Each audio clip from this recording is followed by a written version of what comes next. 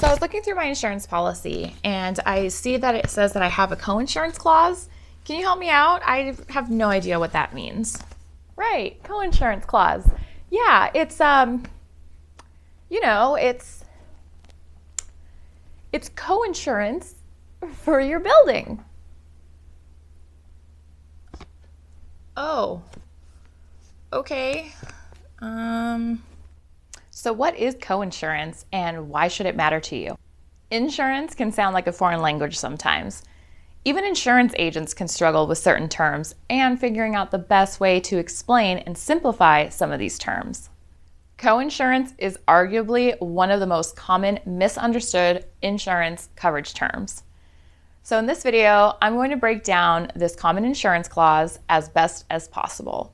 Coinsurance clauses can be found on different types of insurance policies, such as commercial property, dwelling forms, homeowners, and health insurance, and also on certain coverages such as business income. But in this video, I am just going to focus on property policies.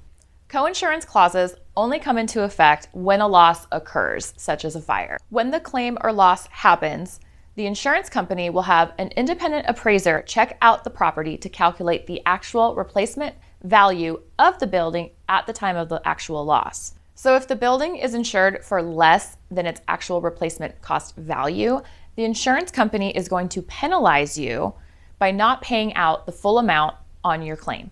Still confused? Here's an example. Let's say that you own a building that you believe would cost $100,000 to replace. Your insurance policy has an 80% coinsurance clause. This limit can range from 50% all the way up to 100% depending on the carrier. So you proceed with insuring the building for $80,000, thinking that you have met your coinsurance requirement of 80%, since 80% of $100,000 is $80,000. A fire happens, causing $60,000 worth of damage.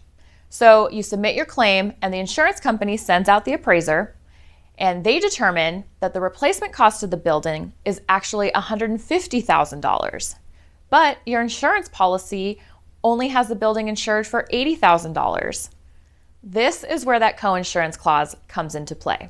The insurance company is going to use the coinsurance formula, which is the amount of loss times your policy limit of insurance divided by the limit of insurance required minus your deductible, which is going to equal your settlement amount. So in this example, the amount of insurance actually purchased was $80,000. This is then divided by the amount the building actually should have been insured for. And to calculate this, you're going to take 80% of the $150,000 replacement cost value, and that gives you $120,000. So now you're going to take the $80,000 divided by $120,000, which is going to give you 0.67. And take that and multiply it by the total loss amount, which is $60,000. This equals $40,000. This means that even though your claim is $60,000, the insurance company is only going to pay out $40,000 because the building was not insured up to 80% of its total replacement cost at the time of the loss. So now you're going to be out of pocket $20,000 and whatever your deductible is. Did you get all that? Don't worry. Most people don't understand, and honestly, some agents don't even understand what the coinsurance clause is. This is why it's very imperative that you have a knowledgeable agent that you trust and that has the experience and the proper tools and resources available to properly advise you what the correct coverage amount should be for your property. And just think, in this example, we were talking about a $100,000 property, and it would have cost you over $20,000 out of pocket. Now imagine if the property value was $1 million, which is pretty common today. That would have cost you over $200,000 out of your own pocket. That is where the value of a trusted agent comes into play. If you have a building that is older or one that you've owned for a while, but you haven't reviewed your insurance policy in a few years, it's a good idea that you contact your agent and make sure you review your coverages on your policy.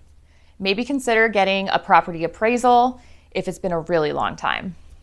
Overall, don't risk financial ruin by underinsuring your property. As always, make sure you're dealing with a licensed and knowledgeable agent. I hope this video has helped provide a better understanding of the Coinsurance Clause and how to avoid the penalty in the event of a claim. Please remember to hit like and subscribe button to get our weekly notifications. Thank goodness for Insurance Brokers of Arizona. They know what they're talking about.